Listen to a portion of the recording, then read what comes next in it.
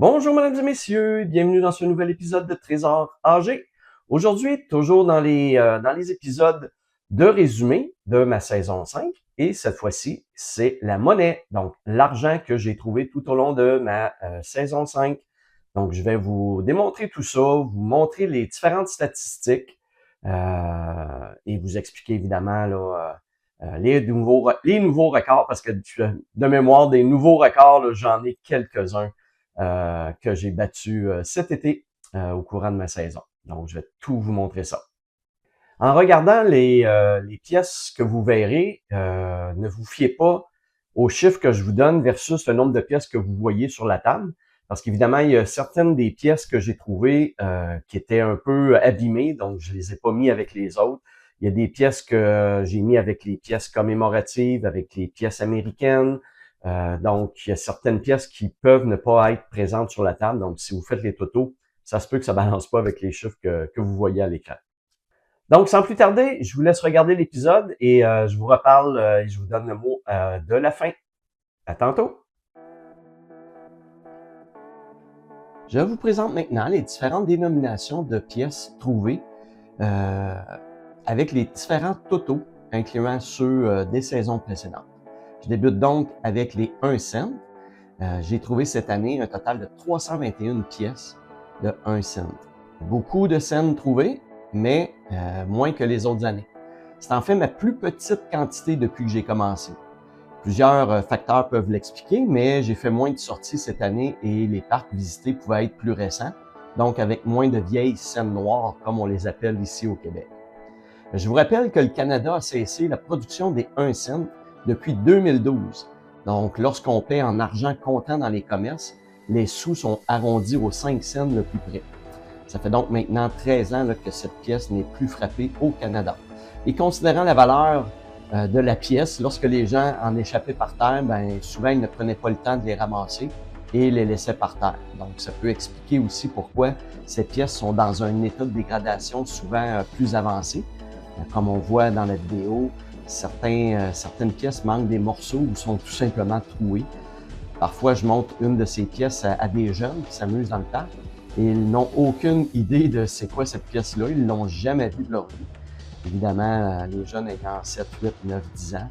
Donc, ça fait comme longtemps que ces jeunes-là n'ont pas pu voir ces pièces-là, vu qu'elles ne sont plus utilisées.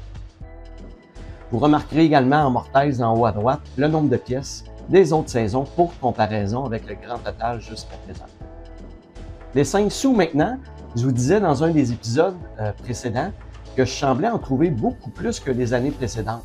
Eh bien, je vous le confirme avec 337 5 sous trouvés pour un montant de 16,85.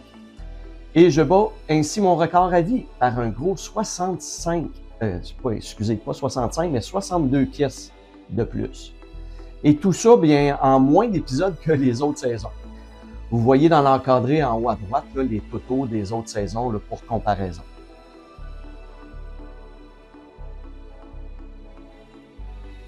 Les 10 cents, maintenant, j'en ai trouvé 549 pour un montant de 54,90. Et je bats encore une fois mon record de l'an dernier par un peu plus de 50 pièces. Et tout ça en moins d'épisodes, encore une fois, que les autres saisons. J'ai tout de même, pour mes 5 saisons, trouvé 2223 pièces de 10 cents, ce qui est quand même beaucoup. Et pour information, il n'y a pas d'erreur là, dans le total, dans l'encadré. Il ne faut pas oublier que j'ai revendu certains 10 cents qui étaient en argent plus cher que la valeur nominale. C'est ce qui fait que j'arrive à une valeur plus élevée là, pour les 10 sous que si vous multipliez la quantité par 10 sous. À chaque année, je me demande comment je vais faire pour battre mes records. Et ma foi, j'y arrive à chaque fois. Donc, le hasard fait bien les choses. Et on verra encore une fois en 2026, si je vais être en mesure de battre ces différents records-là, parce qu'ils sont de plus en plus élevés, donc de moins en moins atteignables. Les 25 cents maintenant, j'en ai trouvé 412 pour un montant de 103 $. Et je bats encore une fois mon record à vie par 46 pièces, ce qui est quand même de beaucoup de pièces. Et tout ça en moins d'épisodes, encore une fois, que les autres saisons. J'ai tout de même, pour mes 5 saisons, trouvé 1636 pièces de 25 cents, ce qui est beaucoup.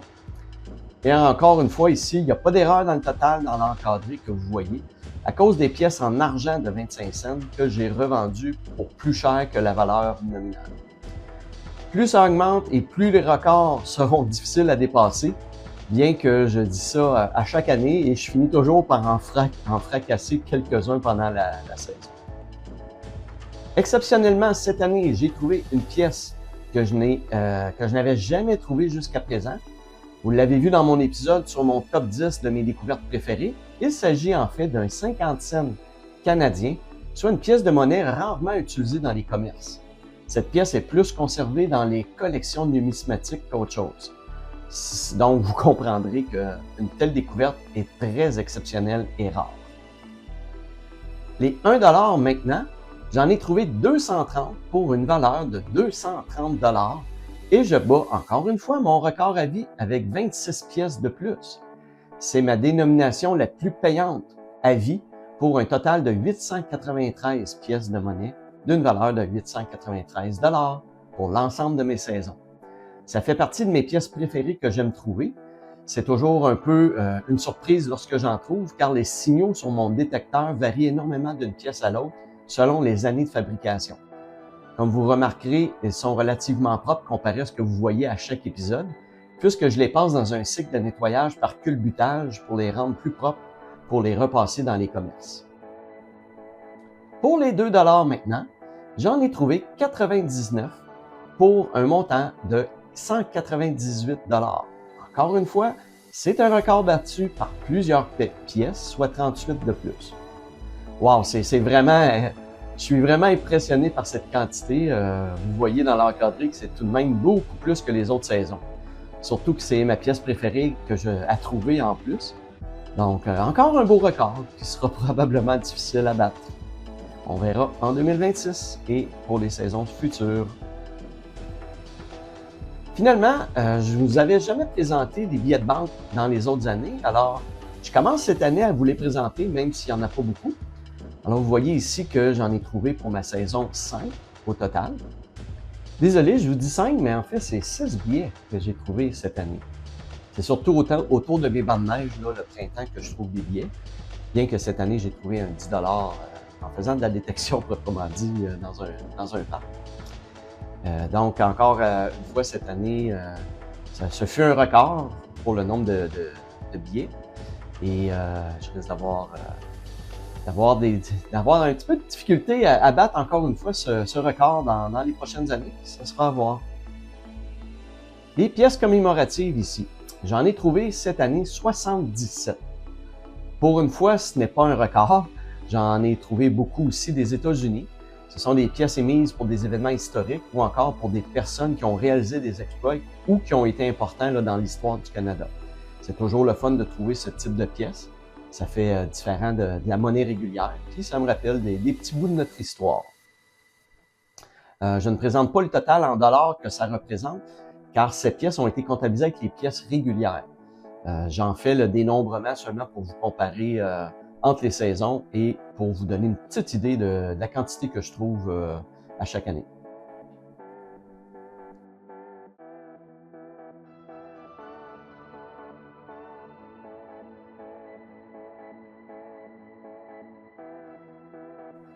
Pour le plaisir et par curiosité, je comptabilise toujours le nombre de pièces de l'année courante que je trouve, soit les pièces de 2025. Et cette année, j'en ai trouvé que 2. Probablement que les gens ont de moins en moins de monnaie sur eux, donc en perdent moins par le fait même là, qu'ils peuvent en perdre là, les autres années. Et ça dépend toujours aussi du nombre de pièces que le gouvernement incorpore dans le marché là, à chaque année. Donc cette année, j'en ai trouvé que 2. J'ai trouvé en monnaie étrangère 29 pièces de monnaie, ce qui en fait un nouveau record à battre, avec un de plus que le record de 28 de l'an dernier. Je liste à gauche les différents pays pour lesquels j'ai trouvé des pièces. Certains pays reviennent plus souvent que d'autres, et notez que je n'inclus pas les États-Unis dans la liste, car étant nos voisins, je vais consacrer la prochaine section pour les pièces américaines seulement. C'est toujours un défi de trouver l'origine d'une pièce non canadienne, Et bien que parfois la tâche soit difficile, là, le défi est toujours intéressant à relever. Pour les euros, lorsque je fais des croisières en partance de l'Europe, ça me permet de pouvoir repasser cette monnaie dans les différents pays que je visite en Europe. Pour les pièces des États-Unis, j'en ai trouvé 90 pour une valeur de 7,10 $. Souvent, je les accumule et lorsque je vais en voyage, je les apporte pour les échanger. Ces dernières années, j'ai fait des croisières et sur le bateau, je peux échanger la monnaie pour des billets de banque américains, plus facile à dépenser dans les commerces. Parfois aussi, je passe dans les petits commerces des aéroports américains qui ont parfois souvent besoin de change. Donc, ça me permet de les échanger contre des billets de banque. Les pièces américaines sont faites de cupro-nickel et ça sonne sur le détecteur assez fort. Donc, souvent, je sais avant même de déterrer la pièce qu'il peut s'agir d'une pièce américaine, bien que le signal soit similaire à 1 cent canadien. Ça fait donc un total de 419 pièces des États-Unis depuis mes débuts. Les jetons, finalement, un autre record pour cette année. J'ai trouvé cette année 23 jetons, soit 5 de plus que mon record précédent. Même si ce n'est pas de l'argent proprement dit, je vous présente les jetons que j'ai trouvés. Ce sont souvent des jetons pour des arcades ou encore pour des machines quelconques comme des laveuses dans les buanderies ou pour des passages de métro, d'autobus ou de stationnement public. Parfois, je ne suis pas en mesure d'identifier le commerce qui utilise ces jetons car les jetons sont génériques. Donc, souvent, le même jeton va revenir dans plusieurs commerces.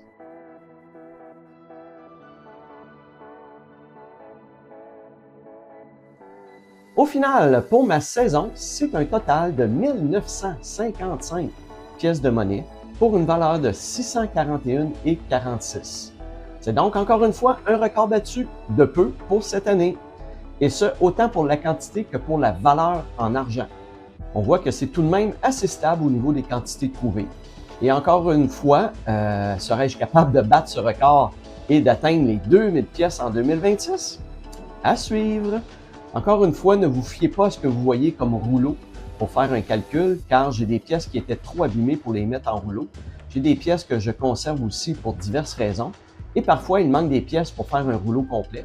Donc, ce sera déposé plus tard là, lorsque je vais avoir suffisamment de pièces pour compléter des rouleaux. Vous pouvez donc voir dans l'encadré que depuis mes débuts, j'ai trouvé un respectable total de 8397 pièces de monnaie pour une valeur totale de 2361,67 $.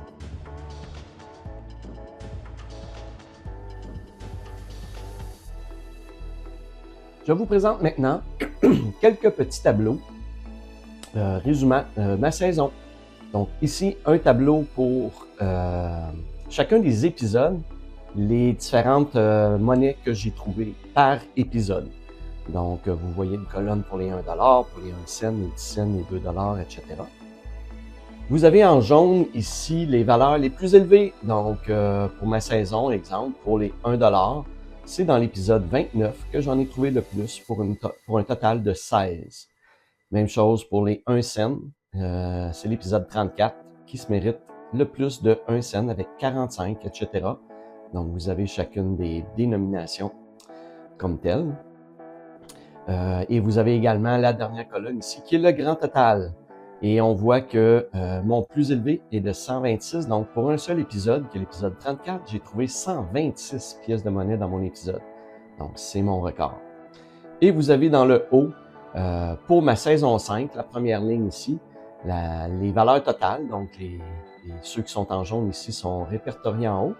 Et vous avez pour toutes mes saisons, c'est quoi la plus grande, le record à battre. Et on voit ici saison 5, saison 5, saison 5, saison 5, saison 5 et saison 5. Donc, dans ma saison 5, comme vous voyez, j'ai battu plusieurs fois des records pour la quantité de pièces trouvées.